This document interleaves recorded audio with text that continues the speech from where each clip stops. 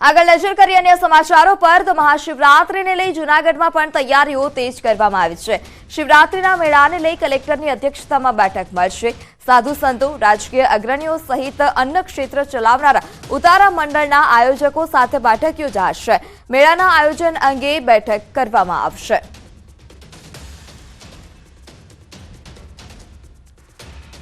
આણંદની સમરસ હોસ્ટેલમાં વિદ્યાર્થીઓનો હોબાળો જોવા મળ્યો। હોસ્ટેલમાં વિદ્યાર્થીનીઓ સાથે ગેરવર્તણૂકનો આક્ષેપ છે। વિદ્યાર્થીનીઓ પર ગંભીર આરોપ લગાવતા હોવાનો પણ દાવો કરવામાં આવ્યો છે। અનેક ફરિયાદો બાદ નિકાલ ન આવતા આંદોલન કરવામાં આવ્યું। એબીવીપીએ હોસ્ટેલની બહાર નારા પણ લગાવ્યા હતા। વિદ્યાર્થીનીઓના આંદોલનથી પોલીસ ઘટના સ્થળ પર પહોંચ્યું હતું। નાયબ નિયામક એચઆર પણ હોસ્ટેલ પહોંચ્યા।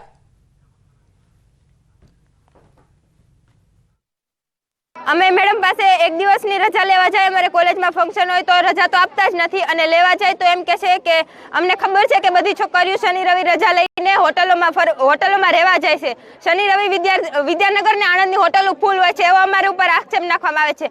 મારું માંગ એ છે કે અમારા જે વિભુ મેડમ છે, એ અમારા રેક્ટર મેડમ, એમનું બદલી થવું જોઈએ। એનું બદલી એવી રીતનું થવું જોઈએ કે આખા આણંદમાં એમને કોઈ હોસ્ટેલની જવાબદારી તો ના મળવું જોઈએ। અને કેમ કે એ એમના ફરજ પ્રત્યે બેદરકાર છે, બહુ જ બેદરકાર છે। એમને એક બી એવું પ્રોબ્લેમ નથી કે જેનું સોલ્યુશન ઓન ધ સ્પોટ કર્યા હોય એમણે। છેલ્લા 1 ફેબ્રુઆરીના રોજ વિદ્યાર્થી પરિષદ દ્વારા અહીંયા આવેદનપત્ર આપવામાં આવ્યું હતું, જેની અંદર અમારી માંગો હતી કે અહીંયા સીસીટીવી કેમેરા નખાવવામાં આવે, સ્ટ્રીટ લાઇટ લગાવવામાં આવે, ભોજનની વ્યવસ્થાની થોડોક અગવડતા હતી।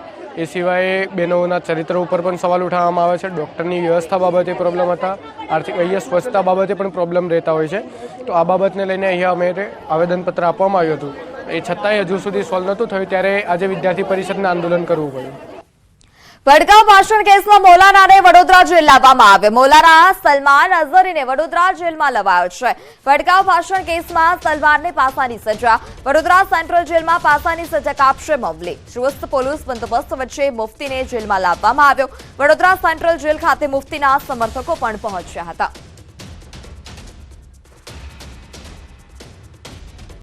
જૂનાગઢના દિવાન ચોકમાં આવેલા ભંગારના ગોડાઉનમાં આગ લાગી હતી। ભંગારના બજારમાં આગની ઘટના સામે આવી।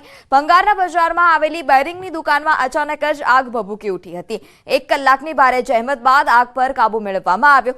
આગ લાગવા પાછળનું કારણ હજુ પણ અકબંધ છે। લાખો રૂપિયાના નુકસાનીની ભીતિ છે।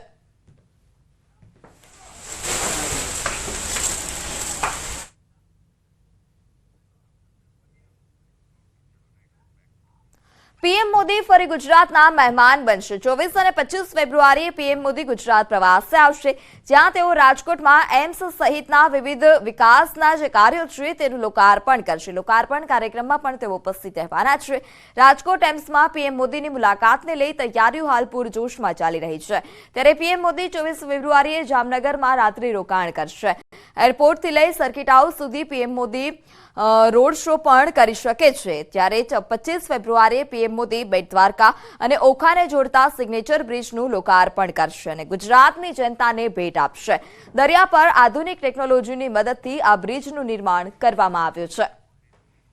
આ બે દ્રશ્યો જોઈ શકાય છે રાજકોટ અને દ્વારકાના, કે જ્યાં રાજકોટમાં એમ્સ હોસ્પિટલનું નિર્માણ થઈ ચૂક્યું છે। એમ્સના લોકાર્પણ પ્રસંગે તેઓ હાજરી આપશે। તો બીજી તરફ દ્વારકા, કે જ્યાં સિગ્નેચર બ્રિજ અતિ આધુનિક જે સુવિધાઓ છે તે અતિ આધુનિક સુવિધાઓ સાથે બનીને તૈયાર થઈ ચૂક્યો છે। આ બ્રિજનું પણ પીએમના હસ્તે ઉદ્ઘાટન કરવામાં આવશે।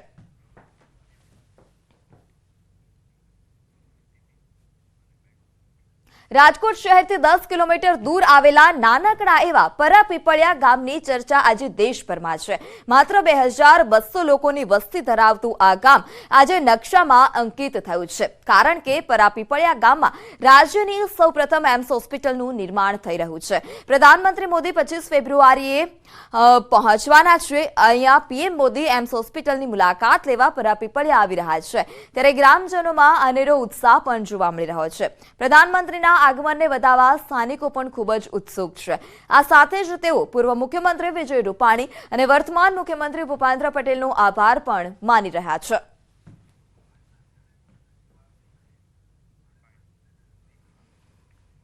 हमारा गाम में रोड रस्ता बहुत सारा थया है ગામ બહુ એકદમ અધ્યાર સધર થઈ ગયું છે.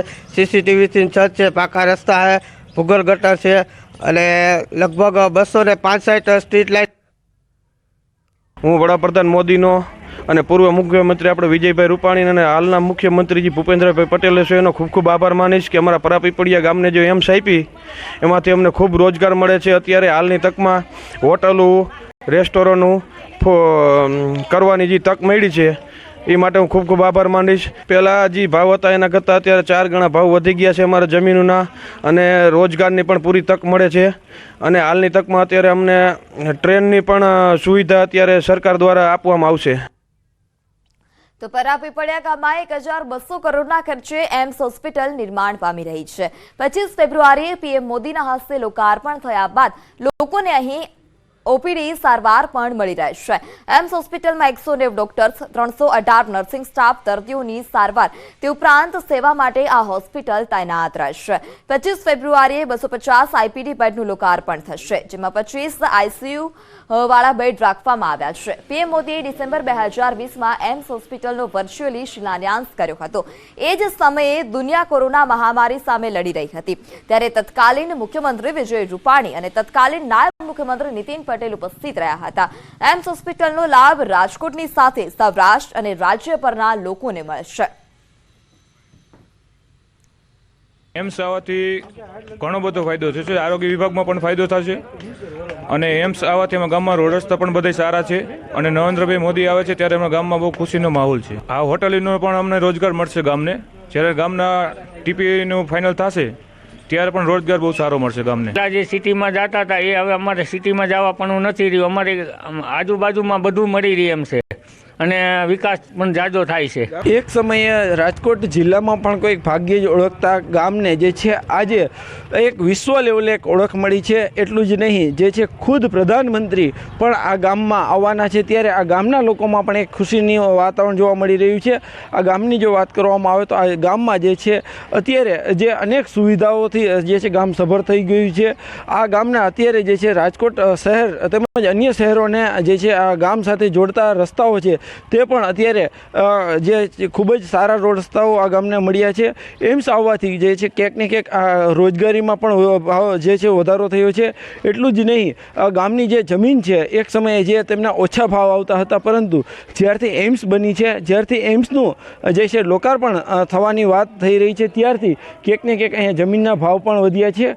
કહી શકાય કે એક સમયે જે છે આ ગામના લોકો પોતાના ઉજ્જવળ ભવિષ્ય માટે શહેર તરફ જતા હતા, પરંતુ જાણે શહેર આ ગામમાં આવ્યું હોય તેવી સ્થિતિ અત્યારે જોવા મળી રહી છે. ગામના લોકોમાં પણ ક્યાંક ખુશીનું વાતાવરણ જોવા મળી રહ્યું છે. તો સાથે સાથે આ ગામના તમામ લોકો છે તે પ્રધાનમંત્રીનો તેમજ કેન્દ્ર સરકાર તેમજ રાજ્ય સરકારનો પણ ખૂબ ખૂબ આભાર માની રહ્યા છે. હાર્દિક જોશી, ન્યૂઝ 18 ગુજરાતી, રાજકોટ.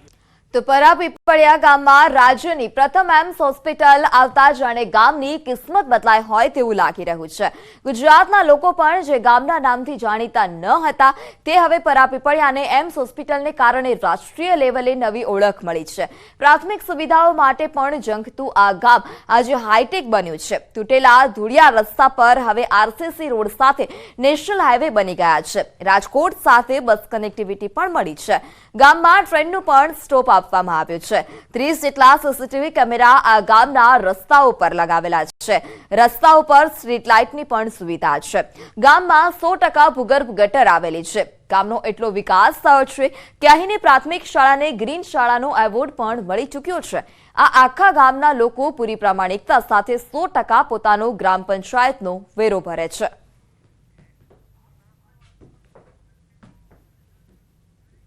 ગુજરાતનું એકમાત્ર એવું પરાપીપળિયા ગામ છે કે જ્યાં ગુજરાતની એકમાત્ર એમ્સ હોસ્પિટલ છે તે બની છે.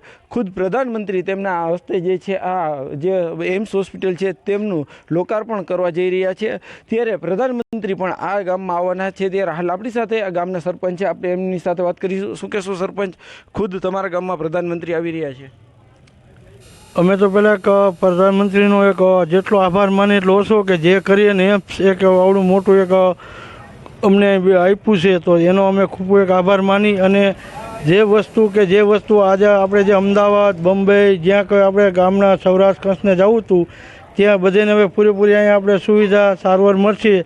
તો જે કરી અને એક અમારું પરાપીપળી ગામ ખરેખર એક કિસ્મતવાળું અને એક ભાગ્યશાળી કહેવાય કે એક વડાપ્રધાને અને આપણે પૂર્વ મુખ્યમંત્રી વિજયભાઈ જો અહીંયા એમ્સ આપી તો દોનોનો અમે એને ખૂબ ખૂબ અમારા ગામ વતી હું એનો આભાર માનું છું. એટલું જ નહીં, આ જે છે એમ્સ હોસ્પિટલ બનવાના કારણે જે છે ગામનો વિકાસ થશે, ગામને જે છે એ દેશભરમાં એક નવી ઓળખ પણ મળશે. હાર્દિક જોશી, ન્યૂઝ 18 ગુજરાતી, રાજકોટ.